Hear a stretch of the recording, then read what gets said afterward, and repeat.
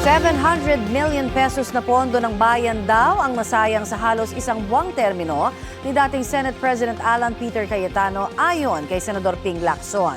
Sabi ni Lacson, 25 million pesos kada araw ang budget ng Senado, multiplied sa 28 days ni Cayetano bilang Senate President. Tapos, ang output lang daw ay gulo sa Senado noong May 13.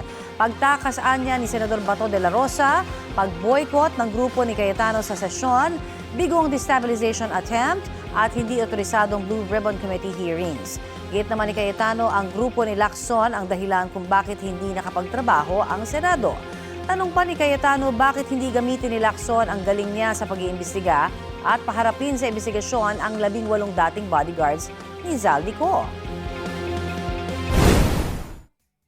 Sila po ang ayaw magtrabaho. Hindi po sila naglagay ng mga membro para hindi mag-function yung mga committee. Magaling ka mag-imbestiga eh. Pero ngayon, bakit? Panay comment mo na lang sa mga witnesses pero ayaw mong humarap sila sa committee. Ang problema doon, alam naman natin pareho na talagang ang tumbok lang para makapag-destabilize. Welcome namang dumalo sa Blue Ribbon. Pero ayaw nila, gusto nila puro press con.